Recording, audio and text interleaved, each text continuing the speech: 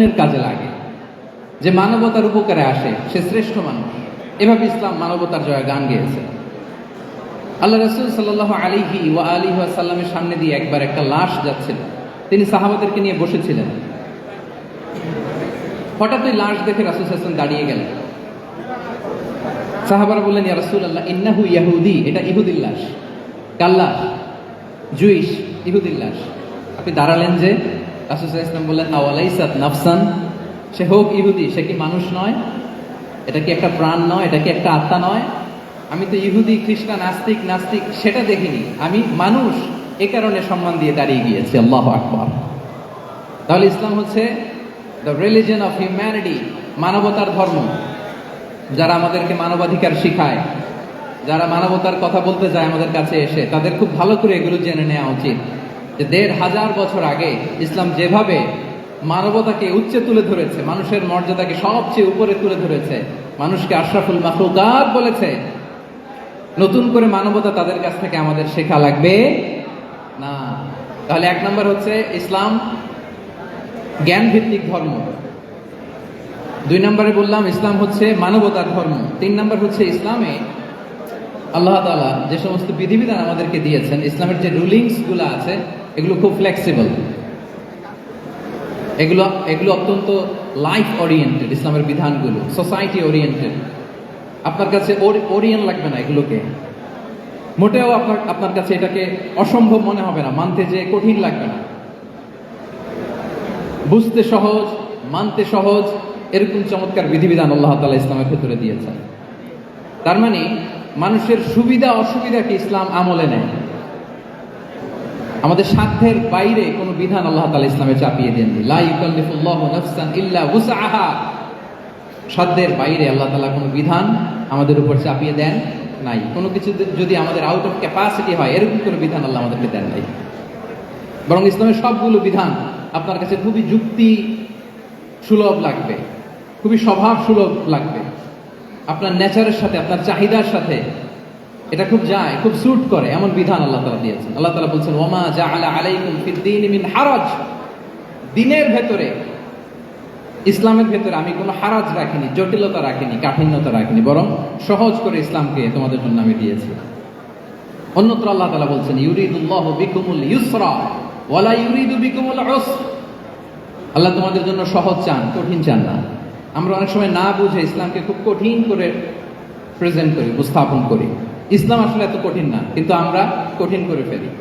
কিন্তু আল্লাহ তাআলা সহজ করেছেন। কতটা সহজ? নামাজের মধ্যে দাঁড়িয়ে সালাত আদায় করা হচ্ছে ফরজ। দাঁড়িয়ে সালাত আদায় করা কি? আপনি দাঁড়াতে পারেন না, বসে পড়লেও কবুল করবে কে? আল্লাহ কবুল করবে। বসতে পারেন না, শুয়ে পড়লেও আল্লাহ কবুল করবে। ওযু করে নামাজ পড়া ফরজ, ওযুর পানি নাই, তাই এমন করে নামাজ পড়লেও আল্লাহ কবুল করবেন। তাহলে বলেন তো, ইসলাম পালন কি কঠিন না সহজ? আমরা মাঝে মাঝে খুব কঠিন করে উপস্থাপন করি। অনেক সময় আমাদের কাছে লিগ্যাল অপিনিয়ন চায়, ফতোয়া জানতে চায়। আমরা এত কঠিন ভাবে অনেক সময় রেসপন্স করি, যিনি জিজ্ঞেস করেছেন তার মানতে বড্ড কষ্ট হয়। কিন্তু ব্যাপারটা ছিল এমন চমৎকার করে আমাদের প্রেজেন্টেশনের দরকার ছিল যে তার কাছে খুব সহজ মনে হবে এটা। কারণ যে সমস্ত বিধিবিধান আল্লাহ তাআলা আমাদেরকে দিয়েছেন ইসলামে, এগুলো মানাটা আমাদের জন্য সহজ, ফ্লেক্সিবল। ইসলামের একটা বিধান হচ্ছে আত-তাইসির, ফ্লেক্সিবিলিটি। মানুষের সুবিধা অসুবিধা এটা ইসলাম আমলে নেয়। কতটা আমলে নেয়, ছোট্ট একটা উদাহরণ দিলে আমরা বুঝতে পারবো। রাসূল সাল্লাল্লাহু আলাইহি ওয়াসাল্লাম সাহাবাদেরকে নিয়ে একবার বসা, হঠাৎ করে এক সাহাবী এসে বললেন, ইয়া রাসূলুল্লাহ, হালাকতু ইয়া রাসূলুল্লাহ, হে আল্লাহর রাসূল, আমি তো শেষ। রাসূল সাল্লাল্লাহু আলাইহি ওয়াসাল্লাম বললেন, তুমি শেষ, তোমার আবার কি হলো? তো সাহাবী বলেন, ওয়াকাআতু আলা ইমরাআতি ফি রমাদান, আমি রমজান মাসে দিনের বেলায় আমার স্ত্রীর সাথে ফিজিক্যাল ইন্টিমেসিতে চলে গেছে, ভুল করে ফেলছি। আমরা জানি যে রমাদানে আমরা কিছু কাজ করতে পারি না। সিয়ামের সংজ্ঞাই হচ্ছে আসওমু ওয়াল ইমসাক আনিল আকলি ওয়া শুরবি ওয়াল জিমাই মিন তুলুইশ শামসি ইলা মিন তুলুইল ফাজরি ইলা গুরুবি শামসি মা'আন নিয়া। মানে রোজা হচ্ছে এটা এমন ইবাদত, সূর্যোদয় থেকে সূর্যাস্ত পর্যন্ত না খেয়ে থাকা, কোনো কিছু পান না করা, এবং দিনের বেলায় বিবাহিতরা তাদের স্ত্রীদের সাথে ইন্টিমেসিতে যেতে পারবে না। এটা যদি কেউ মেনটেন করে, এটা হচ্ছে সিয়াম। তো সাহাবী বলে, ইয়া রাসূলুল্লাহ, আমি তো শেষ, আমি তো দিনের বেলা ভুল করে ফেলছি, আমি তো আমার স্ত্রীর সাথে মেলামেশা করে ফেলছি, এখন কি করব? তো এটার আবার একটা বড় পেনাল্টি আছে, আপনারা যারা জানেন যে ইচ্ছাকৃত রোজা ভাঙলে কাজাও করতে হয়, কাফারাও দিতে হয়।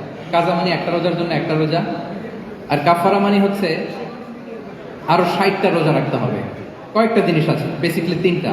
তো রাসূল সাল্লাল্লাহু আলাইহি ওয়াসাল্লাম তাকে বললো যে তোমার তো পেনাল্টি হয়েছে, তুমি তো বড় ভুল করে ফেলছো, তো তোমার কাছে কি এরকম কোনো দাস আছে যেটাকে তুমি আজাদ করে দিতে পারবা, মুক্ত করে দিতে পারবা, তাহলে পেনাল্টি আদায় হয়ে গেল। সে বলে ইয়া রাসূলুল্লাহ, না, আমার তো এত সক্ষমতা নাই, আমার কাছে তো কোনো দাস নাই। আচ্ছা, দাস নাই। তো রাসূল সাল্লাল্লাহু আলাইহি ওয়াসাল্লাম বললেন তাইলে তুমি টানা 2 মাস রোজা রাখতে হবে, তাইলেও পেনাল্টি হয়ে যাবে, আদায় হয়ে যাবে, পারবা? সে বলে ইয়া রাসূলুল্লাহ, 2 মাস রোজা রাখা তো কঠিন হয়ে যায়, ইটস নট এ জোক। টানা 60 দিন কি করে রোজা রাখবে? তো রাসূল সাল্লাল্লাহু আলাইহি ওয়াসাল্লাম বললেন এটাও পারবো না, তাহলে 60 জন মিসকিনকে খাবার খাইয়ে দিতে হবে এজ এ পেনাল্টি। বড় অন্যায় করে ফেলছে, 60 জন মিসকিনকে খাবার খাওয়াবে, এটা পারবা? সে বলে ইয়া রাসূলুল্লাহ, এটাও পারবো না। এই কয়টা অপশন দিয়েছিলেন রাসূল সাল্লাল্লাহু আলাইহি ওয়াসাল্লাম? আওয়াজ করে বলেন তো কয়টা?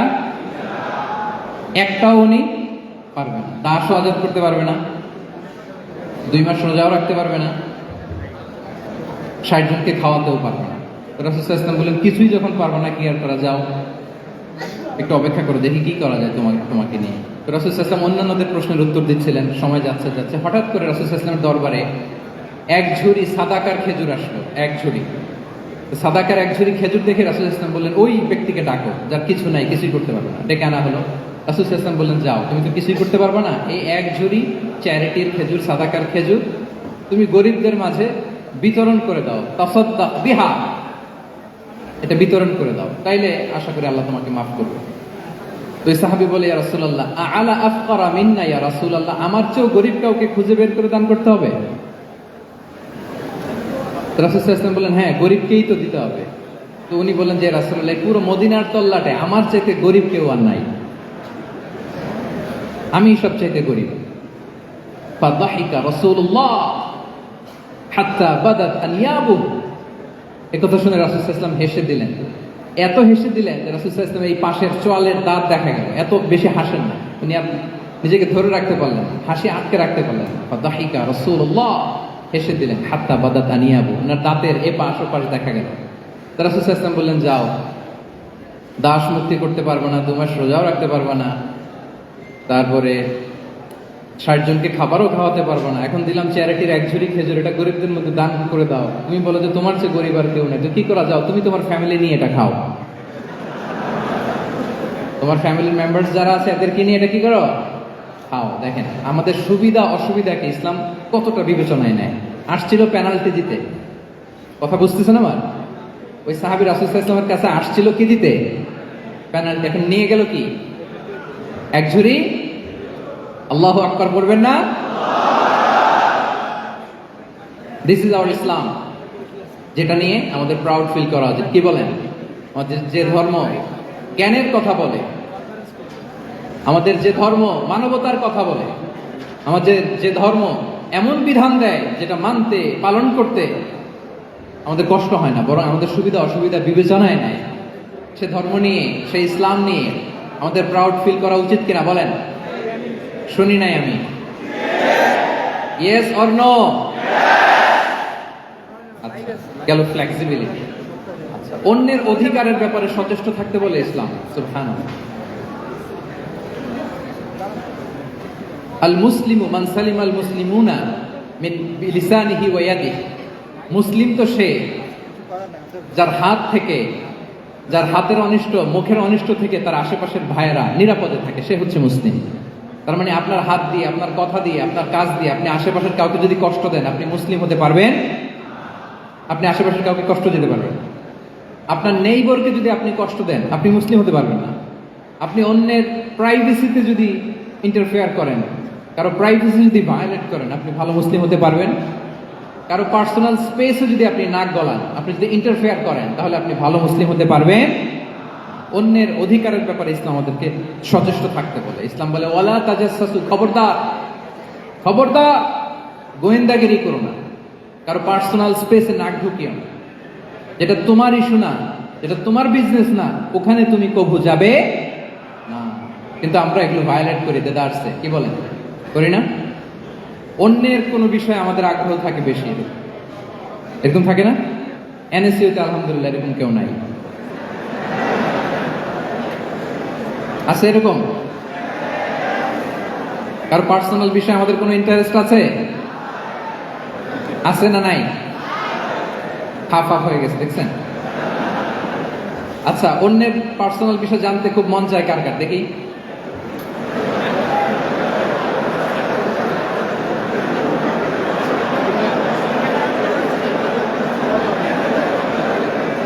হাত তুলে ফেলছে কয়েকজন। আল্লাহ হেদায়েত দেখ আমাদেরকে। আচ্ছা, অন্যের পার্সোনাল বিষয়ে নাক গলায় না এরকম কারা কারা, দেখি। মাশাআল্লাহ, মাশাআল্লাহ, মাশাআল্লাহ। ঠিক আছে, হাত নামান। ঠিক আছে, এবার দুইবারের একবারও যারা হাত তোলেন নাই তারা হাত তোলেন। আপনারা কি করেন? আচ্ছা, তাহলে অন্যের পার্সোনাল ইস্যুতে আমরা আজকে থেকে নাক গলাবো,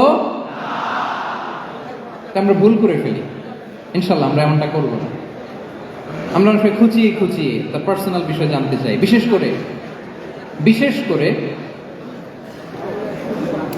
নিঃসন্তান দম্পতি পেলে আমি দেখেছি খুঁটিয়ে খুঁটিয়ে তাকে প্রশ্ন করে যে ভাই কি সমস্যা, বেবি নিচ্ছেন না কেন, কার সমস্যা,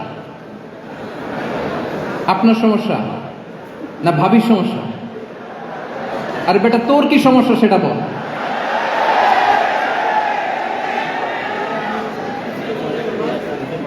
একজন নিঃসন্তান দম্পতি কি পরীক্ষার মধ্য দিয়ে যায় আমাদের কোনো আইডিয়া আছে? তার এই পরীক্ষার মধ্যে যদি আমরা কাটা ঘায়ে নুনের ছিটা যদি দেই তাহলে তার কেমন লাগে বলেন তো? আছে তো সে পরীক্ষার মধ্যে, খুঁটিয়ে খুঁটিয়ে আমরা তাকে বিব্রত করার চেষ্টা করি। আল্লাহ আমাদেরকে হেফাজত করুন। এগুলো আমরা করবো না, ইনশাআল্লাহ বলেন। তাহলে দেখেন, যে ইসলাম আমাদেরকে ইনস্ট্রাক্ট করে, খবরদার কারো পার্সোনাল স্পেসে নাক গলাবে না। হ্যাঁ, প্রত্যেকের একটা প্রাইভেট স্পেস আছে, কেউ এখানে ইন্টারফেয়ার করতে পারবে। ইসলাম আমাদেরকে অন্যের রাইটস এর ব্যাপারে সচেতন থাকতে বলে। ইসলাম আমাদেরকে কমিউনাল হারমোনির কথা বলে, সাম্প্রদায়িক সম্প্রীতি। আমরা মুসলিম, এদেশে আমরা মুসলিম সংখ্যাগরিষ্ঠ, কিন্তু আমাদের হিন্দু ভাইয়েরা আছে, বৌদ্ধরা আছে, তাদের সাথে মিলেমিশে থাকার কথা বলে। এবং রাসূল সাল্লাল্লাহু আলাইহি ওয়াসাল্লাম তো মদিনাতে যে তাই করেছেন, মদিনা চার্টার করেছেন। জুইশরা ছিল, পেগানরা ছিল, মুসলিমরা ছিল, সবাইকে নিয়ে তিনি মদিনা চার্টার করেছেন। পরবর্তীতে তারা বিট্রে করার কারণে, ট্রেচারের কারণে এই মদিনা চার্টার ভঙ্গ হয়েছে, কিন্তু রাসূল সাল্লাল্লাহু আলাইহি ওয়াসাল্লামের পক্ষ থেকে কোনো না ছিল। তাহলে এই যে পরমত সহিষ্ণুতা, রিলিজিয়াস কোএক্সিস্টেন্স, ধর্মীয় সহাবস্থান, এটার কথা ইসলাম আমাদেরকে বলে। এবং কতটা জোরালো ভাবে বলে আপনি অবাক হবেন। মাইনরিটি রাইটসকে ইসলাম এমন ভাবে প্রিজার্ভ করেছে। আল্লাহ রাসূল সাল্লাল্লাহু আলাইহি ওয়াসাল্লাম বলেন, কোনো হিন্দু, কোনো মাইনরিটি, কোনো সংখ্যালঘু, শব্দটা যদি আমাদের পছন্দের না, বোঝানোর জন্য বলছি, কোনো অমুসলিম যদি মুসলিমদের পাশে থাকে এবং কোনো মুসলিম যদি তার রাইটকে ভায়োলেট করে, যেমন আপনি মুসলিম, আপনার নেইবার হচ্ছে হিন্দু, আপনি যদি তার হক নষ্ট করেন, জোর করে তার জমি দখল করেন, তাকে তার প্রাপ্য থেকে বঞ্চিত করেন, রাসূল সাল্লাল্লাহু আলাইহি ওয়াসাল্লাম বলেন কিয়ামতের দিন আমি ওই হিন্দুর পক্ষে মুসলিমের বিপক্ষে বাদী হয়ে দাঁড়াবো। আল্লাহু আকবার। রাসূল সাল্লাল্লাহু আলাইহি ওয়াসাল্লাম ওই হিন্দুর পক্ষে, আমি রাসূল সাল্লাল্লাহু আলাইহি ওয়াসাল্লামের উম্মত, আমার বিপক্ষে দাঁড়াবেন। আল্লাহু আকবার। What a marvellous statement. আল্লাহু আকবার। সংখ্যালঘুদের উপর যদি কেউ কোনো মুসলিম অত্যাচার করে, রাসূল সাল্লাল্লাহু আলাইহি ওয়াসাল্লাম বলে তুমি আমার উম্মত হতে পারো, কিন্তু তোমার পক্ষে না, আমি ওই মাজলুমের পক্ষে কিয়ামতের দিন দাঁড়াবো। দিস ইজ ইসলাম। ইসলাম আমাদেরকে অন্য যে ফেইথ আছে, ইসলাম টিচেস আস রেসপেক্ট আদার ফেইথ। অন্যান্য যে ফেইথগুলো আছে এগুলোর প্রতি শ্রদ্ধা দেখাতে বলে, সম্মান দেখাতে বলে। আল্লাহ তাআলা বলছেন ওয়ালা তাসুবুল্লাযীনা ইয়াদউনা মিন দুনিল্লাহি ফায়াসুবুল্লাহা আদওয়ান বিগাইরি ইলম। ওহে বিশ্বাসীরা, আল্লাহকে ছাড়া তারা যাদেরকে ডাকে, যাদের উপাসনা করে, ওই সমস্ত দেব দেবীকে তোমরা গালি দিও না। ফলে রাগান্বিত হয়ে অজ্ঞতাবশত তারা আল্লাহকে গালি দিবে। কথা বুঝতে পেরেছেন? ওরা নানা কিছুর উপাসনা করে, কিন্তু আমরা কি যেসব জিনিসের তারা উপাসনা করে তাদেরকে গালি দিতে পারবো বলেন? আল্লাহ স্পষ্ট করে বলেছেন খবরদার তাদের দেবতাদের গালি দিও না, তাহলে ওরা আল্লাহকে গালি দিবে। তাহলে কেমন যেন আল্লাহকে গালি খাওয়ানোর কারণ হলাম কে? আমি। কেউ যদি অন্য ধর্মকে ছোট করে সে মূলত ইসলামকে ছোট করে। আই রিপিট, আমি আবারও বলছি, যে অন্য ধর্মকে ছোট করে সে ইসলামকে ছোট করে। তাহলে অন্যান্য যে ফেইথ আছে এগুলোর ব্যাপারে আমাদেরকে শ্রদ্ধাশীল থাকতে বলেছে ইসলাম। সর্বশেষ ব্যালেন্স অ্যাপ্রোচের কথা ইসলাম আমাদেরকে বলেছে, আমরা যেন ভারসাম্যপূর্ণ জীবন আচরণে বিশ্বাসী হই, আমাদের কথায়, আমাদের কাজে, আমাদের বিশ্বাসে, আমাদের আচরণে, দাওয়াতি কাজ করার ক্ষেত্রে, ইসলামকে বুঝার ক্ষেত্রে, ইসলামকে বোঝানোর ক্ষেত্রে আমাদেরকে ব্যালেন্সড অ্যাপ্রোচে বিশ্বাসী হতে হবে, ভারসাম্যপূর্ণ আচরণ করতে হবে, যেটাকে আরবিতে বলে আল ওয়াসাতিয়া। আলহামদুলিল্লাহ, শাইখ আহমদুল্লাহ আমাদের মাঝে উপস্থিত হয়েছেন, আমরা পড়ি আলহামদুলিল্লাহ। এদেশের একেবারে বিদগ্ধ স্কলার্স যারা আছেন, লিডিং ইসলামিক স্কলার্স, ওনারা আপনাদের এই কনফারেন্সে এসেছেন। আলহামদুলিল্লাহ, আপনারা চমৎকার চমৎকার আলোচনা শুনেছেন। আমার পরপরই আপনারা শাইখের আলোচনা শুনবেন ইনশাআল্লাহ বিইذনিল্লাহ। আমি খুব অল্প সময়ের মধ্যে শেষ করে দিব। তাহলে 7 নম্বরে বলছিলাম ইনশাআল্লাহ। জি জি, আছি আছি আছি ইনশাআল্লাহ। না, ঠিক আছে।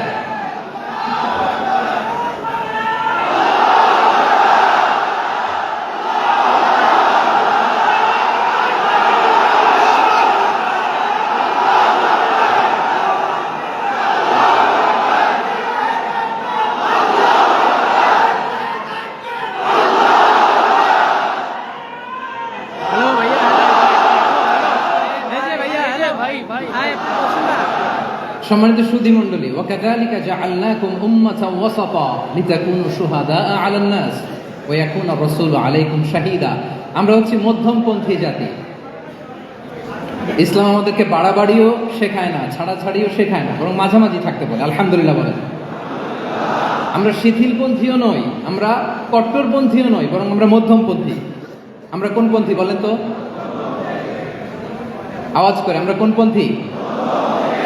আমরা মধ্যমপন্থী। তাহলে ইসলাম বোঝার ক্ষেত্রে, বোঝানোর ক্ষেত্রে, ইসলাম পালন করার ক্ষেত্রে, অনুশীলন করার ক্ষেত্রে আমাদেরকে মধ্যম পন্থা অবলম্বন করতে হবে। বাড়াবাড়িও করা যাবে না, ছাড়াছাড়িও করা যাবে।